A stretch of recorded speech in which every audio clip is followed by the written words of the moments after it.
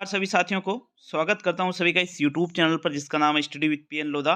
साथियों, third grade शिक्षक भर्ती 2023 के लिए राजस्थान अध्ययन कक्षा 7 की किताब से बहुत ही महत्वपूर्ण 40 प्रश्नों को लेकर आया हूं। देखिएगा, राजस्थान अध्ययन की कक्षा 6 की जो किताब है इसको हमने कंप्लीट कर लिया है और आज से कक्षा 7 की जो किताब है इसकी शुरुआत की जा रही है। आने वाले 3 से 4 दिनों में हम कक्षा 7 की इस किताब को कंप्लीट कर लेंगे साथियों। तो चलिए शुरू करेंगे आज के इस वीडियो को। देखिएगा, 40 प्लस प्रश्न है, टोटल 43 प्रश्न इस वीडियो में आपको देखने को मिलने वाले हैं, जो कि रीट मेंस एग्जाम लेवल 1 और लेवल 2 के लिए बेहद ही उपयोगी है साथियों। तो चलिए शुरू करेंगे आज के इस वीडियो को। पहला प्रश्न देख लेते हैं। देखिएगा, प्रश्न नंबर 1 को, प्रश्न संख्या 1 में क्या है? राष्ट्रीय वन नीति 1952 संशोधित 1988 के अनुसार कुल भूभाग का वन क्षेत्र होना चाहिए लगभग 33%, लगभग 35%, लगभग 90% और लगभग 50%। तो देखो, राष्ट्रीय वन नीति जो 1952 में आई थी और संशोधन हुआ था 1988 में, इसके अनुसार साथियों कुल भूभाग का वन क्षेत्र कितना होना चाहिए? तो वो होना चाहिए लगभग 33%। कितना होना चाहिए? लगभग 33%। विकल्प नंबर 1 आपके प्रश्न संख्या 1 का सही आंसर है साथियों। प्रश्न संख्या 2 की ओर बढ़ते हैं। देखिएगा, दूसरे प्रश्न को, केंद्रीय शुष्क क्षेत्र अनुसंधान काजरी एवं शुष्क वन अनुसंधान संस्थान आपरी किस जिले में स्थित है? जयपुर जिले में, बीकानेर जिले में, जोधपुर जिले में और जैसलमेर जिले में। तो देखो, दो चीजों की बात है, एक तो केंद्रीय शुष्क क्षेत्र अनुसंधान जिसको काजरी कहा जाता है, और एक शुष्क वन अनुसंधान संस्थान जिसको आपरी कहा जाता है। साथियों, ये दोनों ही राजस्थान के कौन से जिले में स्थित है? तो ये आपके जोधपुर जिले में स्थित है। किस जिले में स्थित है मित्रों? ये जोधपुर जिले में। थर्ड विकल्प जो है आपके प्रश्न संख्या 2 का बिल्कुल सही उत्तर है। प्रश्न संख्या 3 की ओर बढ़ेंगे। देखिएगा, प्रश्न संख्या 3 को, राजस्थान राज्य के कुल क्षेत्रफल का लगभग कितना भाग वन क्षेत्र में आता है? 8वां भाग, 10वां भाग, 20वां भाग और 11वां भाग। तो देखो, राजस्थान राज्य के कुल क्षेत्रफल, वैसे तो 33% भाग पर वन होना चाहिए, लेकिन राजस्थान में जो क्षेत्रफल है जितना, इसका लगभग कितना भाग साथियों? लगभग 10वां भाग। कितना भाग? लगभग 10वां भाग जो है ये वन क्षेत्र में आता है। और ये बिल्कुल ऑथेंटिक चीजें आप पढ़ रहे हो, ठीक है? तो राजस्थान अध्ययन की किताब में साफ साफ 10वां भाग लिखा हुआ है, हालांकि 9 पॉइंट कुछ प्रतिशत है इसका, लेकिन यहाँ पर लगभग में है पूछा गया है। तो इस वजह से दूसरा विकल्प आपके प्रश्न संख्या 3 का सही आंसर है। साथियों, राजस्थान अध्ययन की ये जो टेस्ट सीरीज है कक्षा 6 से 12वीं तक की राजस्थान अध्ययन की किताबों से, तो कक्षा 6 को हमने यहाँ कंप्लीट कर लिया और कक्षा 7 अभी आपके आज से चालू की गई है। बाकी 6, 7, 8, 9, 10, 11, 12 की जो किताबें हैं, ऐप जो है स्टडी विद पीएन लोधा, इस पर मैंने अपलोड कर दिया है पूरा ही कोर्स। कक्षा 6 से 12वीं तक का 99 वाला जो कोर्स है इस पर आपको उपलब्ध हो जाएगा। देखिएगा, प्रश्न संख्या 4 को देख लेते हैं। देखो, प्रश्न नंबर 4 है, वनों को 3 भागों में बांटा गया है, उनमें शामिल है आरक्षित वन, सुरक्षित वन, अवर्गीकृत वन और इनमें से सभी। तो चौथे प्रश्न का आंसर देखें, बिल्कुल वनों को कितने भागों में बांटा गया है? 3 भागों में, जिसमें आरक्षित वन भी है, सुरक्षित भी है और अवर्गीकृत भी है। तो विकल्प नंबर 4 आपके इनमें से सभी वाला चौथे प्रश्न का सही आंसर है। प्रश्न नंबर 5 की ओर बढ़ेंगे। प्रश्न नंबर 5 है मित्रों आपके, विश्व का एकमात्र वृक्ष मेला कहाँ बढ़ता है? चौमू जयपुर में, खेंजरली जोधपुर में, बीचवाल बीकानेर में और इनमें से सभी जगह पर। देखो, विश्व का एकमात्र वृक्ष मेला पूछा गया है, और विश्व का जो एकमात्र वृक्ष मेला है साथियों, ये कहां पर बढ़ता है? खेंजरली जोधपुर में बढ़ता है। कहां बढ़ता है? खेंजरली जोधपुर में। तो प्रश्न संख्या 5 में आपके जो दूसरा विकल्प है ये आपका सही आंसर होगा साथियों। देख लेते हैं आपके प्रश्न संख्या 6 को। छठा प्रश्न क्या है? राजस्थान में सर्वाधिक तथा सबसे कम वन क्षेत्र किन जिलों में पाया जाता है?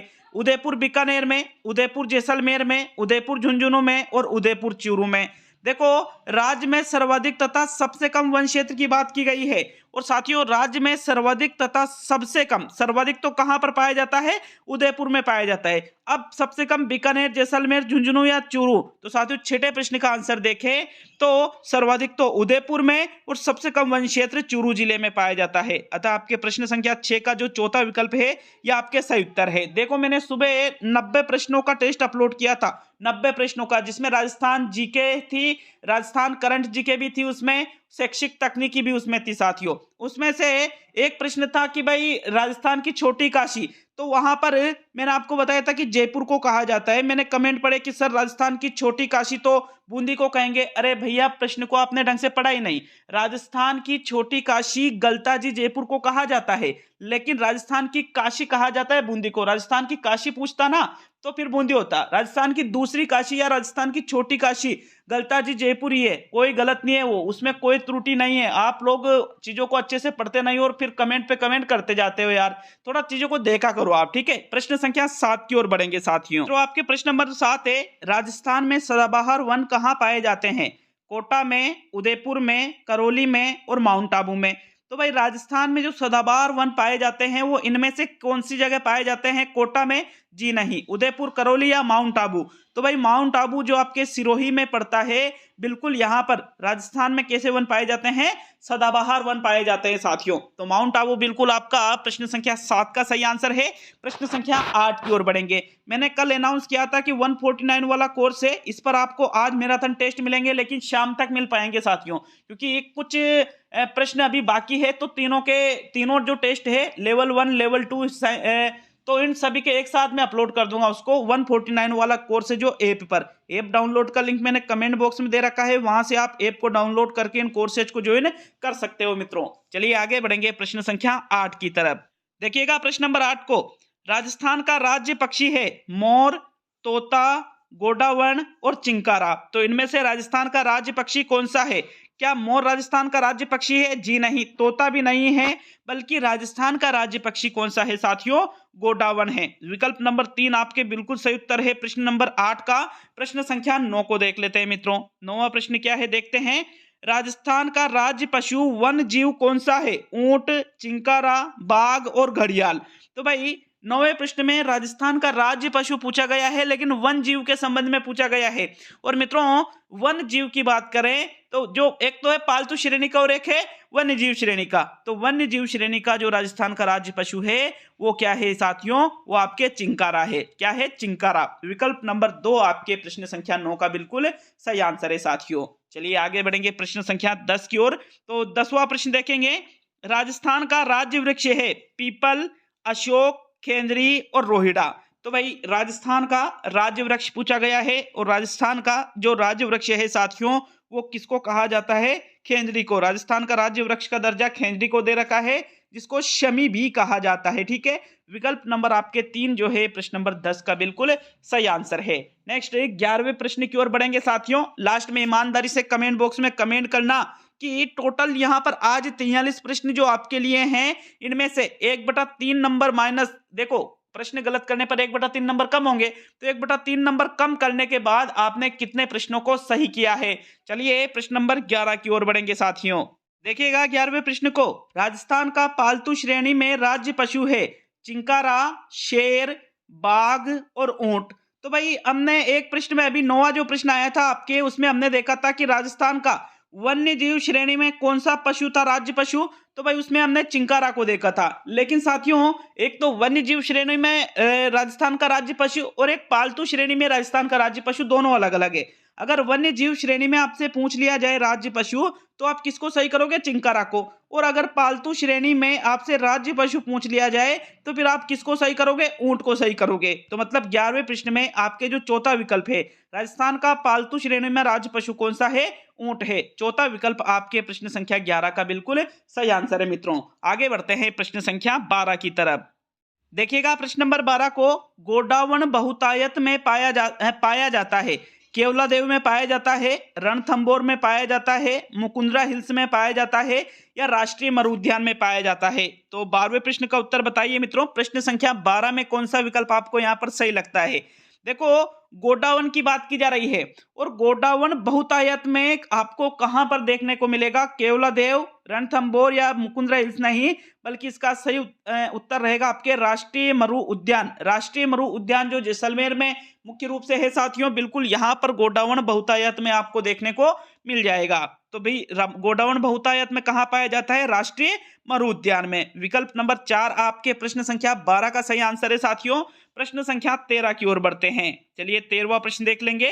प्रश्न नंबर 13, उड़न गिलहरी किस अभ्यारण्य में पाई जाती है? सरिस्का में, केवलादेव में, सीता माता में और मुकुंदरा में। तो भाई उड़न गिलहरी की बात की जा रही है और राजस्थान में उड़न गिलहरी जिस अभ्यारण्य में पाई जाती है वो इनमें से कौन सा अभ्यारण्य है साथियों? सीता माता वन्यजीव अभ्यारण्य। कौन सा अभ्यारण्य? सीता माता वन्यजीव जो अभ्यारण्य है यहीं पर राजस्थान में उड़न गिलहरी पाई जाती है। तो थर्ड विकल्प आपके प्रश्न संख्या 13 का बिल्कुल सही उत्तर है। आगे बढ़ते हैं साथियों प्रश्न संख्या 14 की ओर। सीता माता मुख्य रूप से कहां पर स्थित है? आपके प्रतापगढ़ जिले में। कौन से जिले में? प्रतापगढ़ जिले में स्थित है। तो चलिए 14वां प्रश्न देख लेंगे। आपके प्रश्न नंबर 14, साइबेरियन क्रेन कहां देखे जा सकते हैं? केवलादेव में देखे जा सकते हैं, रणथंभौर में देखे जा सकते हैं, मुकुंदरा हिल्स में देखे जा सकते हैं और इनमें से सभी। तो 14वें प्रश्न का उत्तर बताइए मित्रों। देखो साइबेरियन क्रेन की बात की जा रही है और राजस्थान में मुख्य रूप से साइबेरियन क्रेन जो है ये केवलादेव जो है, केवलादेव में आप देख सकते हो। कहां पर पड़ता है केवलादेव? भरतपुर में पड़ता है। तो आपके कौन सा विकल्प सही हुआ प्रश्न नंबर 14 में? जो विकल्प नंबर 1 है साथियों, ये आपके प्रश्न नंबर 14 का सही उत्तर है। नेक्स्ट 15वां प्रश्न देख लेते हैं मित्रों। देखिएगा प्रश्न नंबर 15 को, राजस्थान में राष्ट्रीय उद्यान नहीं है। केवलादेव राष्ट्रीय उद्यान, मुकुंदरा हिल्स राष्ट्रीय उद्यान, रणथंभौर राष्ट्रीय उद्यान और राष्ट्रीय मरु उद्यान। तो भाई ऐसा है, प्रश्न नंबर 15 में क्या पूछा गया है? राष्ट्रीय उद्यान नहीं है। जो ऑथेंटिक किताबें हैं उनमें 3 ही राष्ट्रीय उद्यान दे रखे हैं साथियों। कौन कौन सा? एक तो केवलादेव राष्ट्रीय उद्यान जो भरतपुर में है, एक मुकुंदरा हिल्स राष्ट्रीय उद्यान जो कोटा में है और एक रणथंभौर राष्ट्रीय उद्यान जो सवाई माधोपुर में है। राष्ट्रीय मरु उद्यान एक अभ्यारण्य है। इसका नाम तो क्या है? राष्ट्रीय मरु उद्यान है, लेकिन इसको घोषित नहीं कर रखा है कि भाई ये भी एक, हालांकि कोशिश की गई थी लेकिन बिल्कुल इसको घोषित नहीं किया गया है। फिर हम कौन से विकल्प को चुनेंगे? विकल्प नंबर 4 को चुनेंगे साथियों प्रश्न संख्या 15 में। नेक्स्ट ये प्रश्न संख्या 16 की ओर बढ़ते हैं। देखिएगा प्रश्न नंबर 16 को, इनमें से सेवन घास किस जिले में पाई जाती है? बाड़मेर जिले में, बीकानेर जिले में, जैसलमेर जिले में और जोधपुर जिले में। तो मुख्य रूप से सेवन घास जिस जिले में पाई जाती है उस जिले का चयन आपको प्रश्न नंबर 16 में करना है मित्रों। ये आपके कक्षा 7 की जो राजस्थान अध्ययन की किताब है उसका जो पहला अध्याय है वन एवं वन्य जीव संरक्षण, उस अध्याय से ये प्रश्न बनाए गए हैं। अभी आपके पहला अध्याय चल रहा है और इसी वीडियो में हम दूसरा अध्याय भी कंप्लीट करेंगे। पहला और दूसरा दोनों ही अध्याय कंप्लीट कर लेंगे इस वीडियो में साथियों। तो देखो सेवन घास जो है जिस जिले में पाई जाती है मुख्य रूप से, वो कौन सा जिला है? जैसलमेर जिला है साथियों। कौन सा जिला है वो? जैसलमेर जिला। 16वें प्रश्न में आपके थर्ड विकल्प बिल्कुल सही आंसर है साथियों। प्रश्न संख्या 17 की ओर बढ़ते हैं। प्रश्न नंबर 17 में क्या है? राजस्थान का कल्प वृक्ष किसे कहा जाता है? बरगद को, अशोक को, रोहिड़ा को और खेंजड़ी को।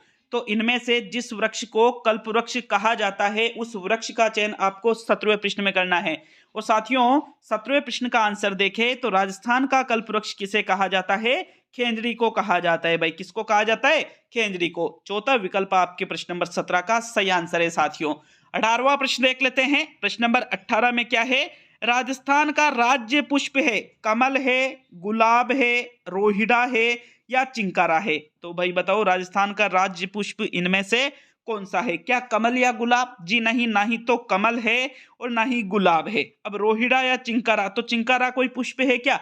जी नहीं, चिंकारा कोई पुष्प नहीं है। बल्कि राजस्थान का राज्य पुष्प कौन सा है मित्रों? इनमें से जो रोहिड़ा है यही क्या है? राजस्थान का राज्य पुष्प है। तो थर्ड विकल्प आपके प्रश्न नंबर 18 का सही आंसर रहेगा। 19वें प्रश्न को देख लेते हैं। 19वें प्रश्न में क्या पूछा गया है?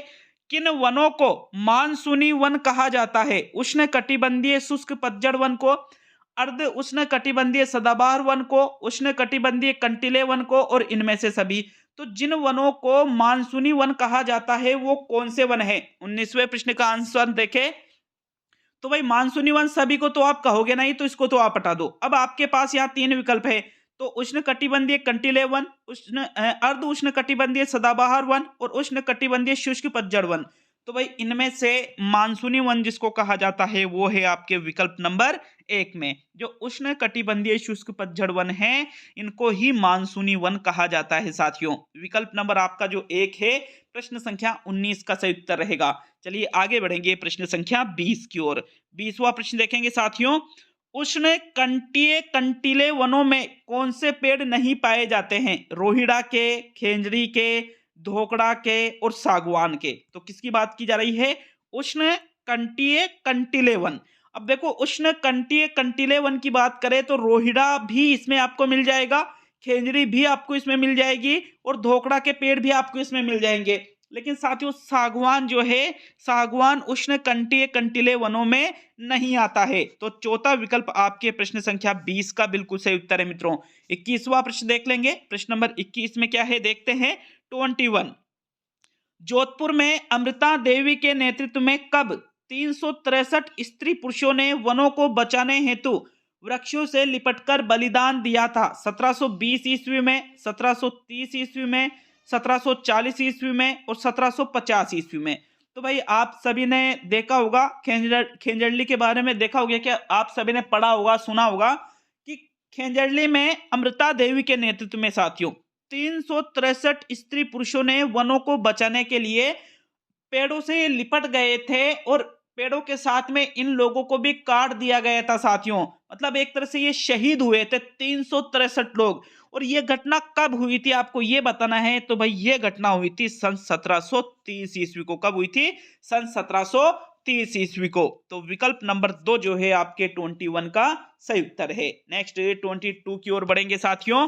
22वां प्रश्न देखेंगे। प्रश्न नंबर 22 किस प्रकार के वनों में पशु चराने व लकड़ी काटने पर पूर्ण प्रतिबंध होता है? आरक्षित वनों में, सुरक्षित वनों में, अवर्गीकृत वनों में और इनमें से सभी। तो जिस प्रकार के वनों में पशु भी आप नहीं चरा सकते, ना ही वहां पर आप लकड़ी काट सकते, इन चीजों के लिए पूर्ण रूप से प्रतिबंध होता है। तो उन वनों को क्या कहा जाता है? वनों को अवर्गीकृत या सुरक्षित नहीं, बल्कि इन वनों को क्या कहा जाता है साथियों?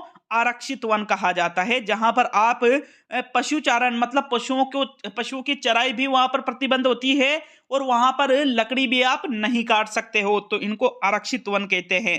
विकल्प नंबर आपका जो 1 है 22 का सही उत्तर होगा साथियों। 23 की ओर बढ़ते हैं। देखिएगा 23 में क्या है।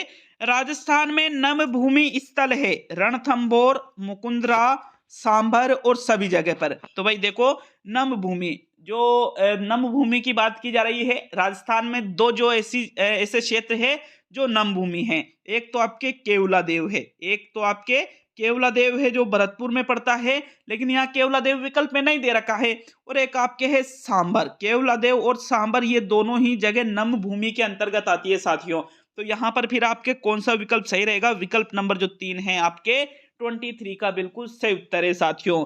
नम भूमि स्थल में सांभर और केवलादेव को सम्मिलित किया जाता है। चलिए अगले क्वेश्चन की ओर बढ़ते हैं। अगला प्रश्न यहाँ देखिए, ये पहला प्रश्न आ चुका है। मतलब अध्याय नंबर जो 1 है इसके 23 प्रश्न थे और अध्याय नंबर जो 2 है इसके 20 प्रश्न रहेंगे। तो इस प्रकार आप टोटल यहाँ 43 प्रश्नों को हल करने वाले हो इस वीडियो के माध्यम से। देखो अध्याय नंबर जो 2 है आपके खनिज संसाधन से संबंधित है। आपके निश्चित सिलेबस में दिया हुआ है, बहुत ही शानदार टॉपिक है, प्रश्न जरूर बनेंगे। तो साथियों बिल्कुल ऑथेंटिक प्रश्नों को पढ़िएगा इस टॉपिक से। खनिजों के कितने प्रकार होते हैं? 1, 2, 3 और 4। सामान्य रूप से खनिजों को कितने प्रकारों में बांटा गया है? नॉर्मली आप बताओगे कि भाई 2 प्रकारों में बांटा गया है, धात्विक और अधात्विक खनिज। लेकिन साथियों बुक में बिल्कुल दे रखा है कि भाई खनिजों को कितने भागों में बांटा गया है? 3 भागों में बांटा गया है। एक आपके धात्विक खनिज होते हैं, एक आपके अधात्विक खनिज होते हैं और एक आपके ऊर्जा खनिज होते हैं। ठीक है ना, बिल्कुल दे रखा है साथियों। तो फिर आपके जो तीसरा विकल्प है पहले प्रश्न का बिल्कुल सही उत्तर होगा भाई आपके। नेक्स्ट दूसरे प्रश्न की ओर बढ़ेंगे साथियों। प्रश्न नंबर 2 में क्या है? लोह अयस्क, मैग्नीज, सीसा जस्ता, चांदी, तांबा खनिज उदाहरण हैं। धात्विक खनिज के उदाहरण हैं, अधात्विक खनिज के उदाहरण हैं, ऊर्जा खनिज के उदाहरण है और इनमें से कोई भी नहीं। तो कोई नहीं को तो आप यहां से हटा दीजिए। धात्विक, अधात्विक और ऊर्जा। दूसरे प्रश्न का सही उत्तर बताओ। देखो बात की जा रही है लोह अयस्क की, मैग्नीज की, सीसा जस्ता, चांदी और तांबा। ये जो खनिज है साथियों ये किसके उदाहरण है? तो भाई ये धात्विक खनिज के उदाहरण है। विकल्प नंबर 1 आपके प्रश्न संख्या 2 का सही उत्तर है मित्रों। प्रश्न नंबर 3 की ओर बढ़ते हैं। देखिएगा प्रश्न नंबर 3 को। चूना पत्थर, जिप्सम, संगमरमर, अभ्रक, रॉक फास्फेट, गिया पत्थर और नमक इत्यादि किसके उदाहरण हैं? तो ये धात्विक खनिज के उदाहरण हैं, अधात्विक खनिज के उदाहरण हैं, ऊर्जा खनिज के उदाहरण हैं और इनमें से सभी। तो भाई प्रश्न नंबर 3 का आंसर देखे, किस किस की बात की जा रही है? चूना पत्थर की बात की जा रही है, जिप्सम की बात की जा रही है, संगमरमर की बात की जा रही है, अभ्रक है, रॉक फास्फेट है, घिया पत्थर है, नमक है। साथियों ये जो सभी उदाहरण हैं तो ये किसके उदाहरण हैं? ये आपके अधात्विक खनिजों के उदाहरण हैं। किसके उदाहरण हैं? अधात्विक खनिजों के। विकल्प नंबर जो 2 है आपके प्रश्न संख्या 3 का सही आंसर होगा साथियों। प्रश्न संख्या 4 की तरफ बढ़ते हैं। तो चलिए चौथा प्रश्न देखिएगा। प्रश्न नंबर 4 में है आपके कोयला, खनिज तेल व प्राकृतिक गैस उदाहरण है। ये धात्विक खनिज के उदाहरण हैं, अधात्विक खनिज के उदाहरण हैं, ऊर्जा खनिज के उदाहरण हैं और इनमें से कोई भी नहीं। तो कोई नहीं वाला तो आपका आंसर होता ही नहीं है। अब आपके सामने ये 3 विकल्प है। भाई ये तो न धात्विक खनिज है और ना ही अधात्विक, बल्कि कोयला, खनिज तेल और प्राकृतिक गैस। साथियों ये किसके उदाहरण है? तो भाई ये ऊर्जा खनिज के उदाहरण है। किसके उदाहरण है? ऊर्जा खनिज के। विकल्प नंबर जो आपके साथियों 3 है, यह आपके चौथे प्रश्न का सही उत्तर है। प्रश्न संख्या 5 की ओर बढ़ेंगे मित्रों।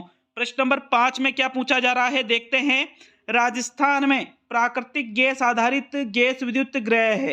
रामगढ़, अंता, धौलपुर और इनमें से सभी। देखो प्राकृतिक गैस आधारित विद्युत गृह की बात की जा रही है, गैस विद्युत गृह की। और साथियों 5वें प्रश्न में देखें तो रामगढ़ में भी प्राकृतिक गैस आधारित गैस विद्युत गृह है, अंता में भी है और धौलपुर में भी प्राकृतिक गैस आधारित गैस विद्युत गृह है। तो फिर आपके प्रश्न नंबर 5 में कौन सा विकल्प सही रहेगा साथियों? जो विकल्प नंबर 4 है इनमें से सभी, यह आपके प्रश्न नंबर 5 का सही उत्तर है। नेक्स्ट छठे प्रश्न की ओर बढ़ेंगे साथियों। प्रश्न संख्या 6 में क्या है आपके? सादे वाला जैसलमेर व बागे वाला बीकानेर, ऐश्वर्या, मंगला, बाड़मेर का संबंध किससे है? खनिज तेल से, प्राकृतिक गैस से, रासायनिक उर्वरक से और जल भंडार से। तो साथियों प्रश्न नंबर 6 का सही उत्तर बताइए। देखिए सादे वाला जो जैसलमेर में पड़ता है, बागे वाला जो बीकानेर में पड़ता है, ऐश्वर्या और मंगला जो बाड़मेर में पड़ती है। तो साथियों इनका संबंध किससे है? इनका संबंध किससे है भाई? खनिज तेल से है। किससे है? खनिज तेल से। तो विकल्प नंबर जो आपके 1 है प्रश्न नंबर 6 का सही आंसर है। प्रश्न संख्या 7 की ओर बढ़ेंगे साथियों। तो प्रश्न नंबर 7 है आपके घोटारू, कमलीताल, तनोट, मनिहारी, टीबा रामगढ़, राजेश्वरी, डांडेवाला आदि स्थानों से किस प्रकार के भंडार प्राप्त हुए हैं? खनिज तेल के भंडार प्राप्त हुए हैं, प्राकृतिक गैस के भंडार प्राप्त हुए हैं, रासायनिक उर्वरक के भंडार प्राप्त हुए हैं या जल भंडार प्राप्त हुए हैं। तो यहाँ पर कुछ स्थानों के नाम दिए गए हैं। इन स्थानों को देखिएगा साथियों और बताइएगा कि इन स्थानों से कौन सा जो भंडार है वो प्राप्त हुआ है। तो भाई इनसे घोटारू है, कमलीताल, तनोट, मनिहारी, टीबा रामगढ़, राजेश्वरी और डांडेवाला। साथियों इनसे जो है प्राकृतिक गैस के भंडार प्राप्त हुए हैं। किसके भंडार प्राप्त हुए हैं? प्राकृतिक गैस के। तो 7वें प्रश्न में आपके दूसरा विकल्प बिल्कुल सही आंसर है साथियों। प्रश्न संख्या 8 की ओर बढ़ेंगे मित्रों। प्रश्न नंबर 8 है आपके किस बेसिन में खनिज तेल पाया जाता है? जैसलमेर बेसिन में, बीकानेर और नागौर बेसिन में, बाड़मेर, सांचौर बेसिन में और इनमें से सभी। तो जिस बेसिन में खनिज तेल पाया जाता है उस बेसिन का नाम आपको बताना है मित्रों। 8वें प्रश्न का आंसर देखें तो भाई जैसलमेर बेसिन में भी खनिज तेल पाया जाता है, बीकानेर नागौर बेसिन में भी खनिज तेल पाया जाता है और बाड़मेर सांचौर बेसिन में भी खनिज तेल पाया जाता है। मतलब इनमें से सभी वाला जो चौथा विकल्प है यह आपका बिल्कुल सही उत्तर है प्रश्न नंबर 8 का। 9वां प्रश्न देख लेते हैं साथियों। प्रश्न संख्या 9 में क्या पूछा जा रहा है? तो आपके प्रश्न संख्या 9, 1 सेकंड, ये देखिए प्रश्न नंबर 9 को। किस स्थान पर कोयले पर आधारित ताप विद्युत संयंत्र स्थित है? यहाँ टाइपिंग मिस्टेक है, कोयला है ये, ठीक है ना। कोयले पर आधारित ताप विद्युत संयंत्र स्थित है। सूरतगढ़, मेड़ता रोड, गिरल और छबड़ा। तो 9वें प्रश्न का सही उत्तर बताइए। प्रश्न संख्या 9 में कौन से विकल्प को चुनोगे? देखो जिस स्थान पर कोयले पर आधारित ताप विद्युत संयंत्र स्थित है वो इनमें से कौन सा स्थान है साथियों? जो छबड़ा कहां पर पड़ता है? आपके 12 जिले में पड़ता है। कौन से जिले में पड़ता है छबड़ा? 12 जिले में पड़ता है। बिल्कुल यहाँ पर जो है कोयले पर आधारित ताप विद्युत संयंत्र स्थापित है। तो 4th विकल्प आपके प्रश्न 9 का सही उत्तर है। 10वें प्रश्न की ओर बढ़ेंगे साथियों। आपके प्रश्न नंबर 10 में क्या है? राजस्थान में लिग्नाइट ताप विद्युत संयंत्र स्थित है। सूरतगढ़ में, मेड़ता रोड, गिरल और छबड़ा। तो भाई हमने अभी देखा था राजस्थान में कोयले पर आधारित जो विद्युत संयंत्र है वो तो छबड़ा में देखा था, लेकिन लिग्नाइट आधारित कौन सा है साथियों? लिग्नाइट आधारित पूछा गया है। प्रश्न संख्या 10 का सही आंसर देखें तो जो गिरल है साथियों, ये लिग्नाइट ताप विद्युत संयंत्र स्थित है यहाँ पर। विकल्प नंबर 3 आपके प्रश्न नंबर 10 का सही आंसर है। 11वें प्रश्न की ओर बढ़ेंगे साथियों। प्रश्न नंबर 11 में क्या है? राजस्थान का पहला सुपर थर्मल पावर स्टेशन स्थित है सूरतगढ़ में, मेड़ता रोड में, कपूरड़ी में और इनमें से कोई नहीं। तो वापस इनमें से कोई नहीं एक ऑप्शन आया है, इसको आप यहां से हटा सकते हो। तो राजस्थान का जो पहला सुपर थर्मल पावर स्टेशन है ये कहां पर स्थित है मित्रों? ये आपके सूरतगढ़ गंगानगर में स्थित है। कहां पर? सूरतगढ़ गंगानगर में ही राजस्थान का पहला सुपर थर्मल पावर जो है स्टेशन स्थित है। तो पहला विकल्प आपके प्रश्न नंबर 11 का सही उत्तर है। 12वें प्रश्न की ओर बढ़ेंगे साथियों। प्रश्न नंबर 12 में क्या है देखते हैं। राजस्थान में लिग्नाइट कोयला कहां पाया जाता है? बरसिंहसर में, मेड़ता रोड, कपूरड़ी और इनमें से सभी। तो लिग्नाइट कोयला राजस्थान में इनमें से आपको क्या लगता है कहां पाया जाता है साथियों? 12वें प्रश्न का आंसर देखें तो राजस्थान में जो लिग्नाइट कोयला है ये बरसिंहसर में भी पाया जाता है, मेड़ता रोड में भी पाया जाता है और कपूरड़ी में भी पाया जाता है। तो आपके 12वें प्रश्न में कौन सा विकल्प सही रहेगा साथियों? जो विकल्प नंबर 4 है इनमें से सभी वाला, ये आपका प्रश्न संख्या 12 का सही आंसर होगा। आगे बढ़ेंगे साथियों प्रश्न संख्या 13 की ओर। 13वां प्रश्न देख लेते हैं। चैनल पर नए हो तो चैनल को सब्सक्राइब करके जाना साथियों, और सब्सक्राइब करने के साथ ही बेल आइकन ऑन कर लेना ताकि प्रत्येक वीडियो का नोटिफिकेशन आप तक तुरंत पहुंच सके मित्रों। तो देखो 13वें प्रश्न को, राजस्थान में कौन सा कोयला पाया जाता है? पीट, एंथ्रेसाइट, बिटुमिनस और लिग्नाइट। तो इनमें से राजस्थान में जो कोयला पाया जाता है उस कोयले का नाम आपको प्रश्न नंबर 13 में बताना है। देखो कोयले के कितने किस्में होती है? 4 किस्में होती है। पहला आपके एंथ्रासाइट सबसे शानदार क्वालिटी वाला, इसके बाद बिटुमिनस होता है इससे थोड़ा कमजोर, इसके बाद आपके लिग्नाइट होता है ये इससे भी कमजोर, और सबसे निम्न क्वालिटी का कोयला होता है पीट का। लेकिन बात की जा रही है कि राजस्थान में कौन सी किस्म का कोयला पाया जाता है। तो साथियों अगर हम बात करें राजस्थान में जो तीसरी क्वालिटी है लिग्नाइट, चौथी सबसे निम्न नहीं, तीसरी लिग्नाइट जो कोयला है ये राजस्थान में उपलब्ध है। विकल्प नंबर आपके जो 4 है प्रश्न नंबर 13 का सही आंसर है साथियों। प्रश्न संख्या 14 की ओर बढ़ते हैं। चलिए 14वां प्रश्न देख लेंगे। आपके प्रश्न नंबर 14, कौन सा कोयला सबसे उत्तम किस्म का है? एंथ्रासाइट, बिटुमिनस, लिग्नाइट और पीट। तो भाई ये देखो मैंने अभी आपको बता दिया था ये तो कि भाई कोयले की 4 किस्में होती है। एंथ्रासाइट सबसे बेस्ट क्वालिटी का और पीट जो है सबसे निम्न क्वालिटी का। और राजस्थान में कौन से प्रकार का कोयला पाया जाता है? लिग्नाइट प्रकार का। क्लियर रखना याद, ये चीजें सभी आपको बहुत इंपॉर्टेंट चीजें हैं ये। तो आपके 14वें प्रश्न में विकल्प नंबर 1 आपका बिल्कुल सही आंसर है। आगे बढ़ते हैं साथियों प्रश्न संख्या 15 की ओर। 15वां प्रश्न देख लेंगे मित्रों। प्रश्न संख्या 15, खनिजों की उपलब्धता एवं उत्पादन में राजस्थान का सर्वाधिक महत्वपूर्ण क्षेत्र है? शेखावटी क्षेत्र, हाड़ौती क्षेत्र, अरावली पर्वतमाला और वांगड़ क्षेत्र। तो भाई 2 चीजें पूछी गई है, क्या क्या? खनिजों की उपलब्धता और खनिजों का उत्पादन। इसमें राजस्थान का जो सर्वाधिक महत्वपूर्ण क्षेत्र है उस क्षेत्र का चयन आपको प्रश्न नंबर 15 में करना है। और साथियों 15वें प्रश्न का आंसर देखें तो आपका जो विकल्प नंबर 3 है अरावली पर्वतमाला, ये बिल्कुल खनिजों की उपलब्धता एवं उत्पादन में राजस्थान का सर्वाधिक महत्वपूर्ण क्षेत्र है। विकल्प नंबर आपके जो 3 है प्रश्न नंबर 15 का सही उत्तर है। प्रश्न संख्या 16 की ओर बढ़ेंगे साथियों। 16वां प्रश्न देखते हैं। जस्ता शोधक संयंत्र कहां स्थापित किया गया? देबारी उदयपुर में, चंदेरिया चित्तौड़गढ़ में, बीछवाल नागौर में और जयपुर में। तो 16वें प्रश्न का उत्तर बताइए साथियों। प्रश्न संख्या 16 में कौन सा विकल्प आपको सही लग रहा है? जस्ता शोधक संयंत्र की बात की गई है। किसकी बात की गई है? देखिए जस्ता शोधक संयंत्र की बात की गई है। और राजस्थान में जस्ता शोधक संयंत्र कहां स्थापित किया गया? देबारी उदयपुर में साथियों। कहां स्थित है ये? देबारी उदयपुर में स्थित है। तो विकल्प नंबर 1 आपके प्रश्न नंबर 16 का सही आंसर है साथियों। बढ़ते हैं प्रश्न नंबर 17 की तरफ। 17वां प्रश्न देख लेंगे। सीसा जस्ता शोधक संयंत्र कहां स्थापित किया गया? देबारी उदयपुर में, चंदेरिया चित्तौड़ में, बीछवाल बीकानेर में और उदयपुर में। तो भाई अभी हमने 16वें प्रश्न में क्या देखा था? जस्ता शोधक संयंत्र। और 17वें प्रश्न में क्या देख रहे हैं? सीसा जस्ता शोधक संयंत्र। दोनों अलग अलग है। जस्ता शोधक संयंत्र हमने देखा था देबारी उदयपुर में, और यहां पर बात की जा रही है 17वें प्रश्न में सीसा जस्ता शोधक संयंत्र। बहुत ही इंपॉर्टेंट चीजें हैं साथियों, क्योंकि हमको यह पता है कि जस्ता शोधक संयंत्र देबारी उदयपुर में है, लेकिन एग्जाम में आ गया सीसा जस्ता शोधक संयंत्र कहाँ है, तो फिर आप वहां भी देवबारी उदयपुर को कर सकते हो। भाई आगे सीसा शब्द लग रहा है ना, सीसा जस्ता शोधक संयंत्र पूछ ले तो फिर आपका आंसर क्या रहेगा, आपका आंसर रहेगा चंदेरिया चित्तौड़गढ़। क्या रहेगा मित्रों, चंदेरिया चित्तौड़गढ़ आपका जो है सही उत्तर होगा। चलिए आगे बढ़ेंगे साथियों प्रश्न संख्या 18 की तरफ। देखिएगा प्रश्न नंबर 18 को, देश के सबसे बड़े सोलर पार्क की स्थापना कहाँ की गई? अजमेर में, कोटा में, जयपुर में और जोधपुर में।